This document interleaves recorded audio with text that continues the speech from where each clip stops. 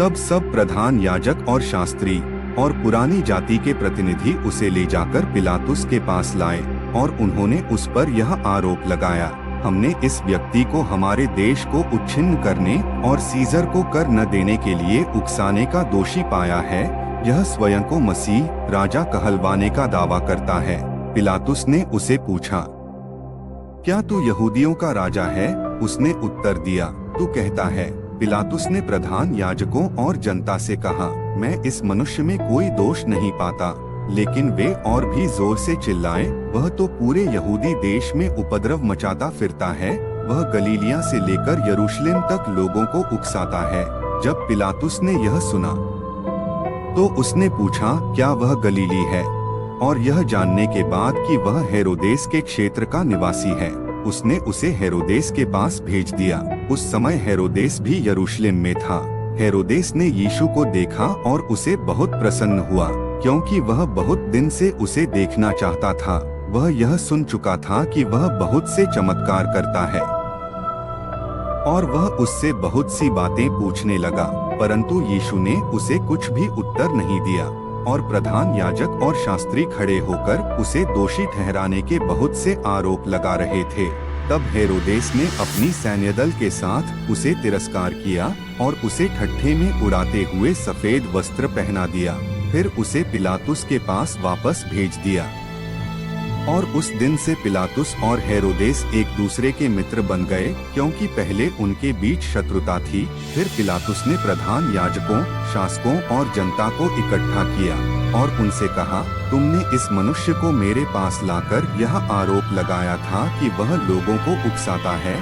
अब देखो, मैंने तुम्हारे सामने उसे जांच लिया है और मैं इस मनुष्य में कोई दोष नहीं पाता, जिस कारण तुम उसे दोषी ठहरा रहे हो। हेरोदेस ने भी उसे कुछ दोषी नहीं पाया, क्योंकि उसने उसे वापस भेज दिया है। देखो, वह कुछ भी ऐसा नहीं करता जिसके लिए मृत्यु की सजा हो, इसलिए मैं उसे शिक्षा देकर छोड़ दूंगा। परंतु उन्होंने एक स्वर से यह कहना शुरू कर दिया, इसे न छोड़, बल्कि बारब्बास को छोड़ दे। बारब्बास एक कुख्यात हत्यारा था, जिसे जेल में डाला गया था। पिलातुस ने फिर से उनके पास जाकर यीशु को छोड़ देने की इच्छा व्यक्त की, लेकिन वे चिल्लाए, क्रूस पर चढ़ा, क्रूस पर चढ़ा।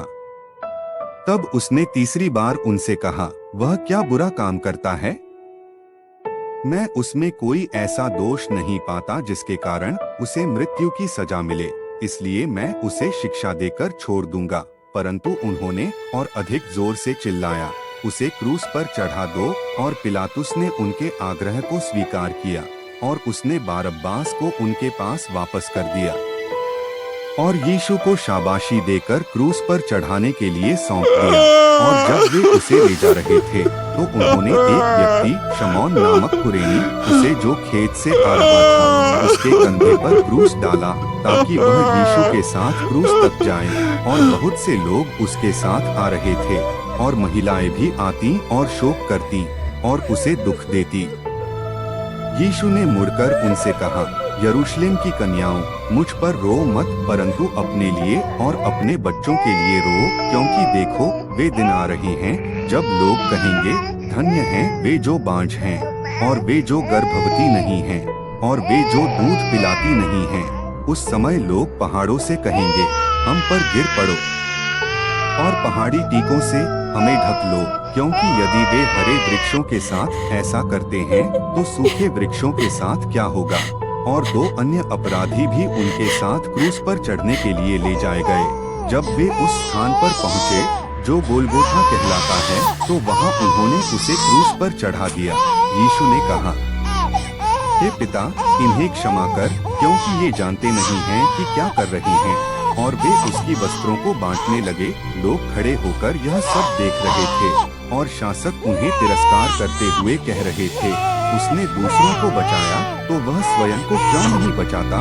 यदि वह मसीह है, परमेश्वर का चुना हुआ, सैनिक भी उसके पास आकर उसे व्यंग्य करते हुए उसे सिरका देते थे और कहने लगे, यदि तू यहूदियों का राजा है तो अपनी ही सेतियाँ क्यों नहीं उतारता? और ऊपर एक शलाका पर यह लिखा हुआ था, यह यहूदियों का राजा है। एक अपराधी जो क्रूस पर लटका था वह उसकी निंदा करते हुए कहने लगा, क्या तू मसीह नहीं है तो अपने आप को और हमें भी बचा ले। लेकिन दूसरे ने उत्तर दिया और उसे डांटते हुए कहा, क्या तू परमेश्वर से डरता नहीं है? तू तो उसी दंड का भागी है जिसे हम पाते हैं, परंतु यह कोई बुरा काम नहीं करता। और उसने यीशु से कहा, हे यीशु, जब तू अपने राज्य में आए तो मुझे याद रखना। यीशु ने उसे उत्तर दिया, मैं तुझसे सच कहता हूँ, आज ही तू मेरे साथ स्वर्ग में होगा। वहाँ से वे सब अंधकार में डूब गए। अब दिन की छाव गहरी हो गई थी और अंधकार छा गया। सूरज डूब गया और मंदिर का पर्दा बीच से फट गया। यीशु ने ऊंचे स्वर से पुकार कर कहा, हे पिता, मैं अपनी आत्मा तुझ हाथों सौंपता हूँ। और यह कहकर वह प्राणों से विदा हो गया। जब क्षत्रिय ने यह देखा तो वह परमेश्वर की महिमा करता हुआ कहने लगा, सचमुच यह आदमी निर्दोष था। और लोग जो दृष्टि से यह सब देख रहे थे और जिन्होंने यह सब घटित होते देखा, वे अपने अपने में शोक करते हुए लौट गए। और यीशु की जान पहचान करने वाले सभी लोग और महिलाएं जो उसके साथ गलीलिया से आई थीं, दूर खड़ी होकर यह सब देख रही थीं। और यहूदी धर्म के एक परिषद सदस्य जो अच्छा और धार्मिक व्यक्ति था, यूसुफ नामक एक व्यक्ति अरिमथिया नगर का निवासी था, वह भी पिलातुस के पास गया और यीशु की देह मांगी। उसने यीशु की देह को लिया और शुद्ध कपड़े में लपेटा और उसे एक नए कब्र में रखा जिसमें अभी तक कोई नहीं रखा गया था। यह दिन तैयारी का था और सप्त निकट था।